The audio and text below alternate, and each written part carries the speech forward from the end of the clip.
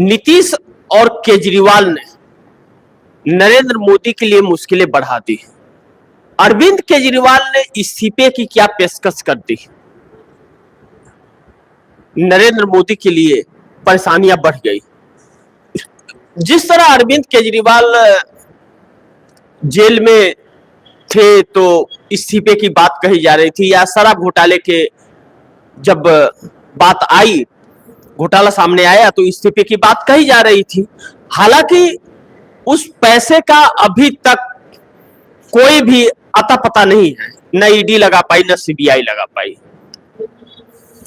लेकिन यह कहा जाता है कि पैसे तो अरविंद केजरीवाल ने लिए हैं बड़ी चालाकी से, और अब यह भी कहा जाएगा और कहेंगे लोग और कह रहे हैं लोग कि दाग तो लगा है, इसमें कोई शक नहीं है।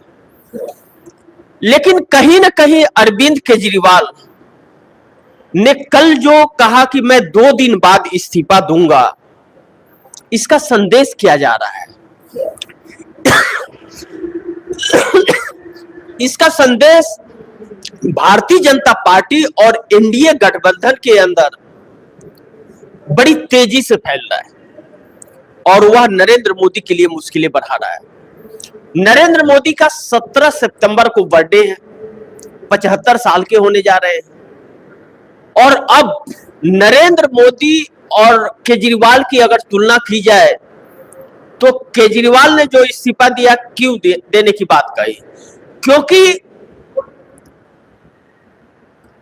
कोर्ट ने जो उन्हें जमानत दी है और जिन शर्तों पर दी है, वह मुख्यमंत्री के दफ्तर नहीं जा सकते, वह किसी फाइल पे सिग्नेचर नहीं कर सकते।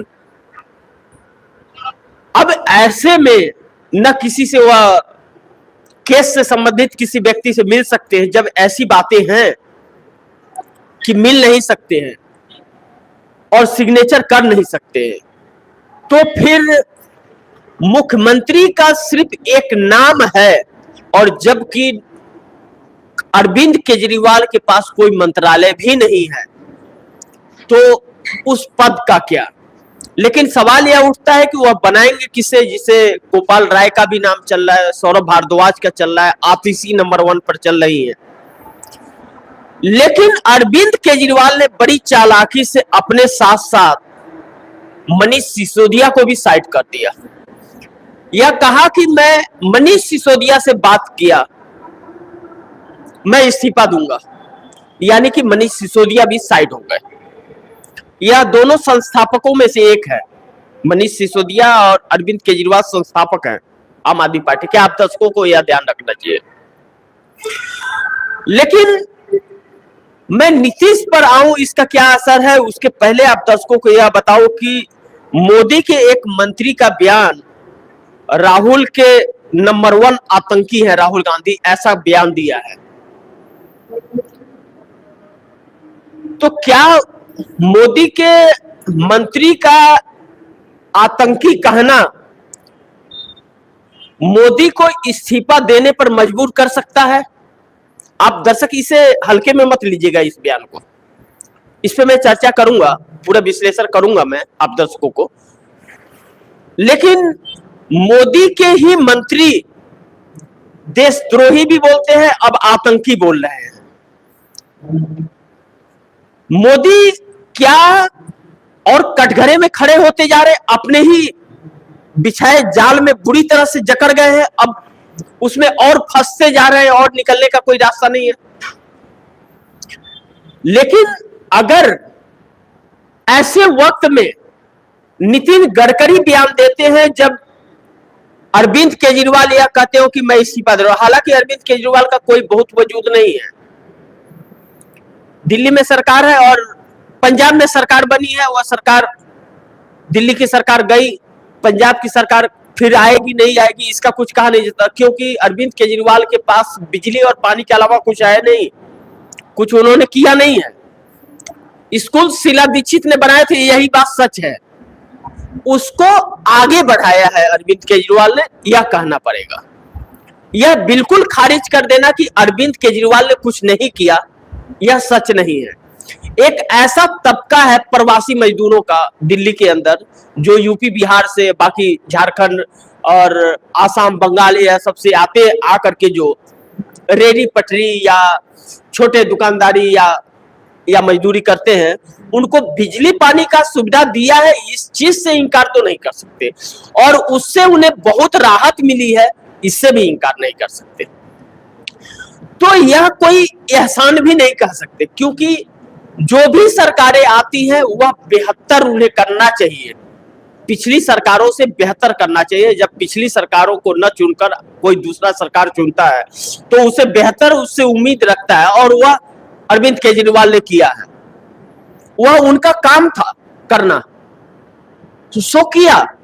लेकिन क्या नितिन गडकरी ने कल ही बयान क्यों दिया कि मुझे पीएम पद का ऑफर है, मैंने इनकार कर दिया? यानी कि नितिन गडकरी भाजपा छोड़ करके जा रहे हैं क्या? और जाएंगे तो किसके पास जाएंगे? यह कहा जा रहा है कि उद्धव ठाकरे के पास जाएंगे। कल रात 8 बजे के भी प्रोग्राम में मैंने आप दर्शकों को इसके बारे में बताया था, लेकिन अब यह खबरें कई दिनों तक आप दर्शकों को मिलते रह गई, क्योंकि अब उफान पे राजनीति फिर एक बार आ गई है। 17 सितंबर यानी कि कल नरेंद्र मोदी का जो जन्मदिन होगा, उस दिन हेडिंग क्या चलेगा? क्या प्रधानमंत्री नरेंद्र मोदी के जन्मदिन का हेडिंग चलेगा या अरविंद केजरीवाल का? क्योंकि अरविंद केजरीवाल ने यह नहीं कहा कि किसे इस्तीफा बनाएंगे, मुख्यमंत्री बनाएंगे। क्या सुनीता केजरीवाल अपने पत्नी को बनाएंगे? अरविंद केजरीवाल, वह भी सरकारी महकमा रह चुकी हैं, अफसर रह चुकी हैं, पढ़ी लिखी हैं, इसमें कोई शक नहीं है। लेकिन वह कल्पना सोरेन, हेमंत सोरेन की पत्नी कल्पना सोरेन इतना तेवरबाज नहीं है, वह चीज नहीं है उनके अंदर।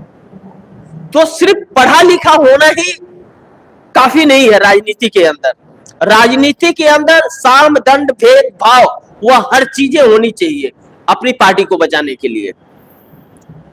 तो क्या उसमें परफेक्ट है सुनीता केजरीवाल? बिल्कुल नहीं। लेकिन एक चीज यहां अरविंद केजरीवाल ने पैदा कर दिया की बातों से, कि जेल में रह करके उन्होंने एलजी को खत लिखा था कि आतिशी सिंह को, जो शिक्षा मंत्री थी, उनको झंडा फहराने दिया जाए। एलजी ने नहीं माना। तो आतिशी सिंह ऐसे वक्त में पार्टी को संभाल गई जब अरविंद केजरीवाल, मनीष सिसोदिया, संजय सिंह सब कोई जेल में थे।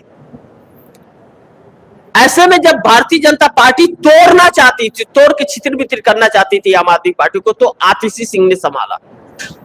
और यह कहा जाता है कि आतिशी के ऊपर भरोसा और विश्वास केजरीवाल को बहुत है, वह केजरीवाल के लाइन पर ही चलती है, इसलिए नंबर 1 पर वही चल रही है इस समय, और वही बनने की उम्मीद लग रही है। लेकिन एक सवाल यह है कि अरविंद केजरीवाल जब इस्तीफा दे रहे हैं और जनता से यह कह रहे हैं कि मैं इस्तीफा देने जा रहा हूं, अगर मैं बेगुनाह हूं तो आप फिर मुझे चुन के भेजिएगा, अगर बेगुनाह नहीं हूं तो आप मुझे वोट मत दीजिएगा, इसका क्या असर पड़ेगा? बहुत महत्वपूर्ण है ये। और केजरीवाल के इस्तीफे और महाराष्ट्र चुनाव के साथ दिल्ली का चुनाव कराने की मांग क्या नीतीश कुमार पर बहुत गहरा असर डाल रहा है? क्योंकि नीतीश कुमार अब अलग नीतियों पर चल पड़े। मैंने कल आपको कहा था कि बहुत गतिविधियां तेज बढ़ रही हैं और हरकतें तेज हो गई हैं। पूरी रात बिहार के अंदर भी हरकतें तेज थी। एक जो आया डाटा बिहार का, यह आया कि नीतीश कुमार बहुत ही सक्रिय होते हुए, नीतीश